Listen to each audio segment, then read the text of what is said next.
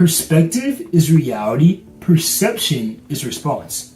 And by shifting my perception, I can have a more effective perspective and thus a better reality for myself. See, our perception is response, is what we notice and how we choose to respond to it. For example, if it's cold outside, I can notice that it's cold and put some clothes on, like a coat or a jacket, and that's my perception. That's my response to reality. However, we can have a perception, a response that's inconsistent with what reality would require of us. This is because what we say creates frames, and frames shape focus, focus forms beliefs, and beliefs shape our perception, our response to reality.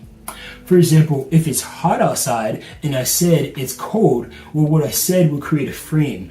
Why is it cold? How is it cold? And that frame, by asking a question, brings me awareness, because questions bring you awareness, helping you to find an answer. And once I find an answer, I can focus on the answer that I found. It's cold because it's cloudy outside. Okay, I'm going to focus on the fact that it's cloudy. And as I focus on that fact, that forms a belief. Okay, cloudiness makes it cold outside. And that belief shapes my perception, my response to reality. Okay, I'm going to put some clothes on, like a jacket or a coat, because it's cloudy, and that means it's cold.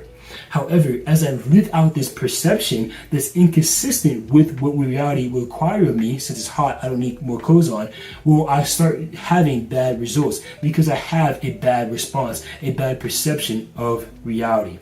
So as I see bad results, that makes me want to examine my beliefs and test my perceptions, saying, is what I'm believing actually true? Is it actually consistent with reality? And when I find out that the answer is no, that makes me want to change my perceptions and want to change my beliefs. And as I change my beliefs, saying, I don't need to put more clothes on when it's hot, because cloudiness doesn't make it cold, it's still hot outside. Okay, now I have a new perception, I have a new response, and as I live out that response and see good results from that response, that changes my perspective. See, perspective is what you view. It's how you see an event.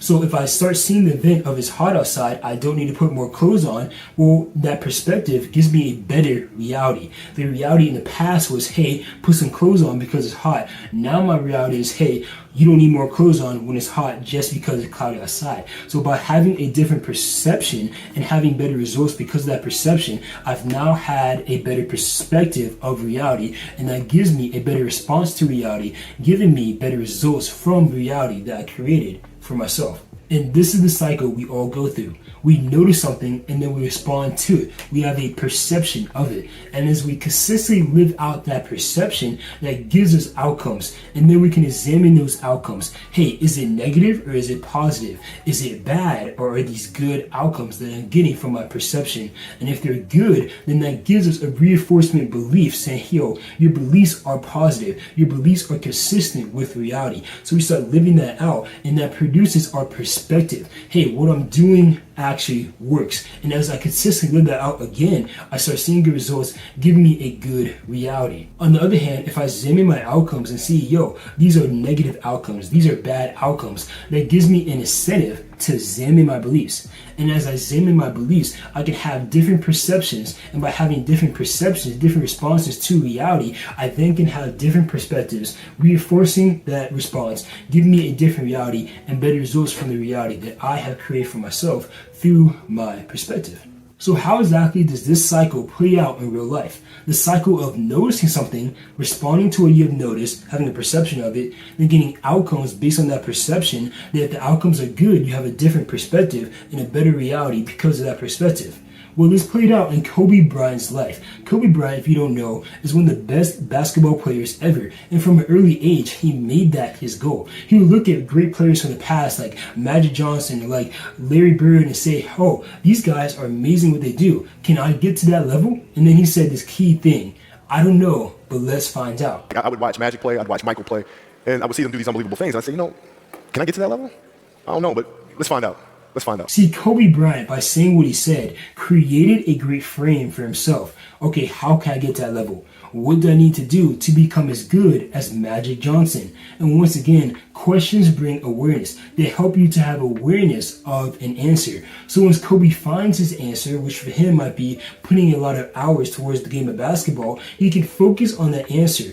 I need to put in hours. I need to put in effort towards the game of basketball. And as he focuses on that, it forms his belief. Yo, if I put in a lot of hours, I can become better at basketball. I might be able to become as good as Magic Johnson. And that helps to shape his perception, his actions, his response to reality. Let me explain it like this. What we say creates our thoughts, and our thoughts form our beliefs, and we live in accordance with our beliefs. So if I say something positive, I can have a positive thought, form a positive belief, and have a better and more positive reality for myself because I'm living in accordance with that positive belief. So going back to Kobe Bryant, because he said what he said, can I get to that level? I don't know, but let's find out. He now has a different thought for himself. How can I get to that level? What do I need to do to become as good as Magic Johnson? And as he thinks like that, that question gives him awareness of an answer, which for him, for example, could be putting in a lot of hours towards a game of basketball. So as he thinks like that, that forms his belief of, yo, if I put in a lot of hours, I will become as good as Magic Johnson. And he will live in accordance with that belief. He will want to put in a lot of hours. And as he does that, he will see great results because of his perception of reality. See, he had a good perception because he had an accurate view of reality. That putting in hours would help him to become a better basketball player. And because of that perception, he's going to see positive outcomes. Those positive outcomes are going to reinforce a positive belief, giving him a certain perspective, and that perspective will help him have a better reality, a reality that's going to get him better results because of his belief. And this was the case of Kobe Bryant. He put in a ton of hours and got great outcomes. He became the #1 high school basketball player in the country and was drafted into the NBA straight out of high school at 17 years old. See, his good perception gave him positive outcomes, and those outcomes helped him have a great reality for himself. And everything was going great until it wasn't. See, Kobe Bryant, after he was drafted, did not have that great of a rookie season. He averaged less than 8 points a game, and he didn't play much during the first round of the NBA playoffs. Nonetheless, the Lakers, the team Kobe was on, still won that playoff series and would go on to face the Utah Jazz in the second round of that same playoffs. Now, the Jazz would go up on the Lakers 3-1 in a best-of-7 series. That means if the Jazz won Game 5, they would beat the Lakers, and the Lakers would be sent home for the season. Unfortunately for the Lakers, during Game 5, the best player, Shaquille O'Neal, was in foul trouble and he couldn't finish the game. Another player was ejected in the third quarter, and one of the other players actually was hurt, so he couldn't play in that Game 5. All of this led to Kobe Bryant being the last person to take the shots for the Lakers. So there he was, 18 years old, the ball in his hands, the game on the line, the crowd going crazy, a few seconds on the clock with an opportunity to hit a game winner and to send the series back to LA. Kobe Bryant starts to half court, takes 2 dribbles right, takes a shot, and absolutely airballs the shot short. And unfortunately, that would not be Kobe's only airball. He'll go on to airball another shot, and then another shot, and then another shot to send the Lakers home and end the series in embarrassing fashion. Kobe Bryant somehow managed to airball 4 shots in less than 5 minutes of action. So now it may seem like the outcomes aren't just positive but are negative because of his not great rookie season and because of his final last game where he had 4 air balls in 5 minutes. So he has 2 options. He could either look at his past perspective and say, yo, my perspective of you have to put in a lot of hours to get better to become as good as Magic Johnson, that perspective is going to work because it has worked in the past, so he can reinforce his past perspective. Or he could examine his beliefs, shift his perception, have a more effective perspective, and create a better reality for himself. And Kobe Bryant chose the latter. See, after he retired, he did an interview with Patrick Bet-David. And during the interview, Patrick Bet-David asked him a question about this Game 5, where he airballed these 4 shots. And Kobe Bryant talked about his mindset after the game. He said how he got over himself after airballing those shots, understanding that the world does not revolve around him. And after saying that, Kobe Bryant asked himself a question. And I want to stress this one more time.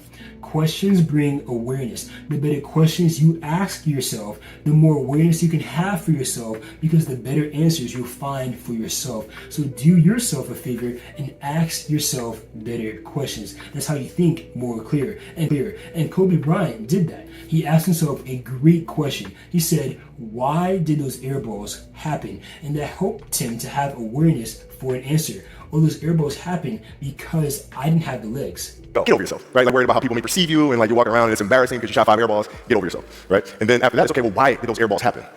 Got it. High school, year before, we played 35 games, max, right? Week in between, spaced out, plenty of time to rest. In the NBA, it's back to back to back to back to back to back to back. I didn't have the legs. So you look at the shot, every shot was online. Every shot was online, but every shot was short.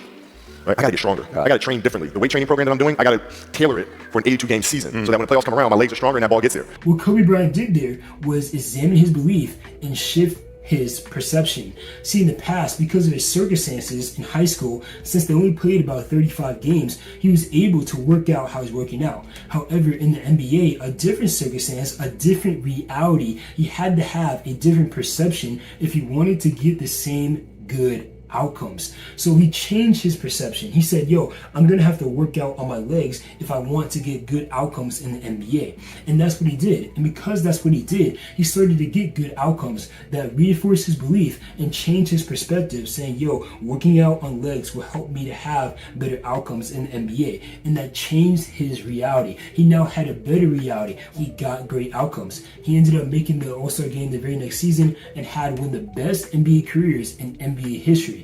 And there's no real difference between Kobe Bryant and us. When we shift our perceptions, we can have a more effective perspective and create a better reality for ourselves. If you like this content, feel free to subscribe. Also, a book that came out, it's called Controlling the Controllable, How Anyone Can Become Influential. And in the book, I lay out the principles of becoming influential, that if you do, you will become influential, because principles cannot lie. They always work. So check that out on Amazon. And plus, I think you guys should watch this video on perceptions, perspectives, and reality, how to create a better reality for yourself.